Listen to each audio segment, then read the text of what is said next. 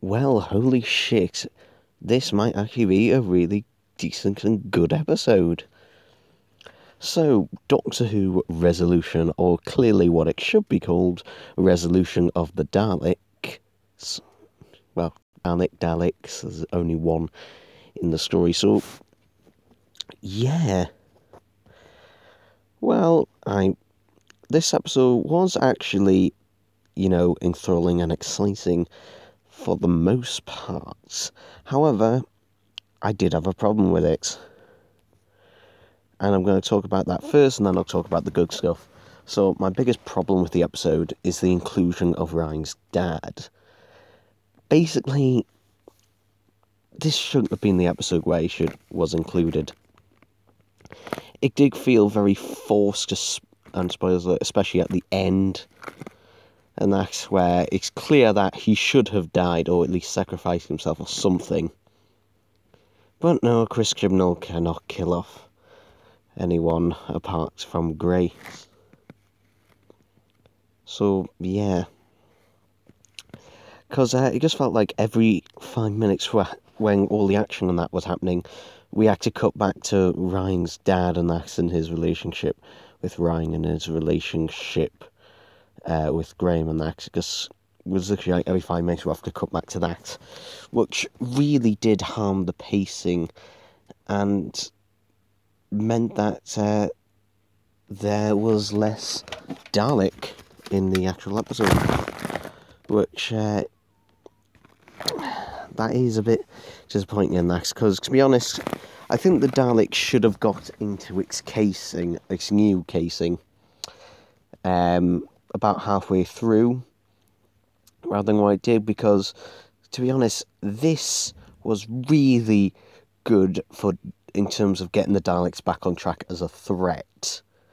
This Dalek is an utter threat, and it does kill quite a few people, which is nice. I like to see the Daleks kill people. It would be nice if it had killed one of the main cast rather than just nameless red shirts, but still it was nice to see Daleks, or at least one, killing again. And something I particularly appreciated, they were using the proper extermination sound effect again, which I don't think they've used since...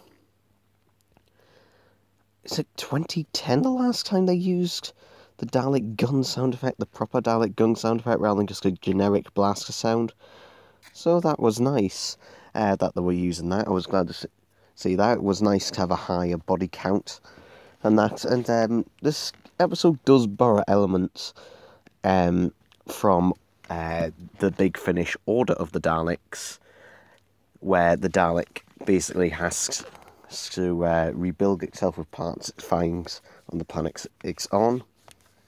So that was good. Max. I was slightly annoyed that the creature was CGI rather than an actual, practical effect, because it could have been a practical effect pretty easily, and it's a shame because presumably they still have the Dalek mould and that, or they could have made a new one for this episode. The Dalek has changed colour back to green, which it was back in the 1980s. And that's so whether it's a Nox, Nax or Nox, but changed back to a green colour rather than being more of a pink colour. We don't know what this Dalek, the actual casing, actually looks like. To me, I assume it's probably just a bronze Dalek, considering that it was clear that they just used a bronze Dalek gun for this story, so an NSD. But yeah, this episode did have some excitement in it. I just felt that, for the most part, the Doctor and her companions were pretty much kept out of it for the most, which was a shame. It's just like, oh, this is happening, but I would have liked to have seen some more Dr. Dalek action in this story. Jodie Whittaker, actually, much improved in this episode, actually, when she was being serious in that, because this was finally the episode where the threat was big enough, and that, so for most of the episode, not all, unfortunately, the sort of silly, wacky, zany Doctor, went away, and we had a more serious and more determined Doctor for this episode, which was nice to see in that, because it's something that Series 11 seriously was missing and seriously was lacking throughout the most part. So it was nice to, finally have that. Yaz still, let's see, what did Yaz do? She rang the archaeologists up on the phone. I think that was about it, and got them to leave.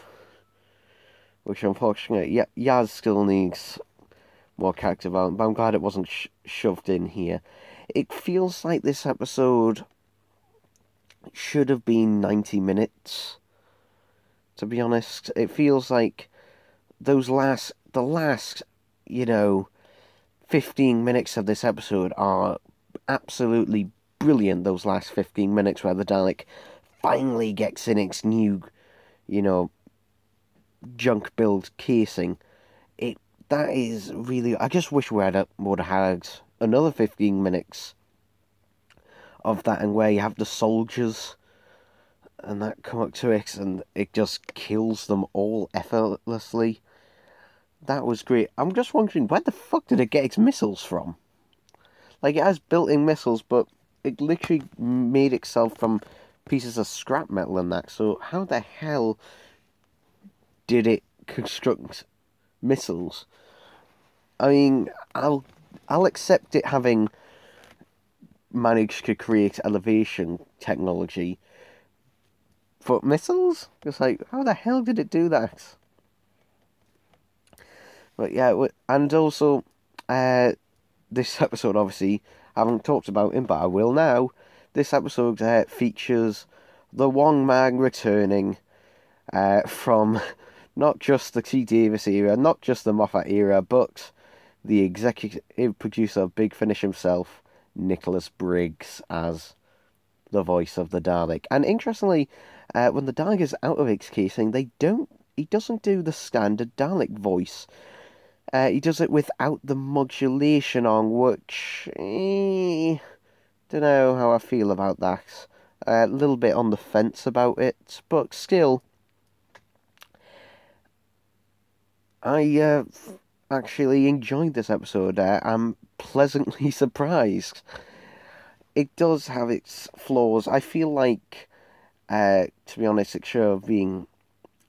the Dalek should have killed someone in the main cast, no matter who it was, whether it was one of the archaeologists or Ryan's dad.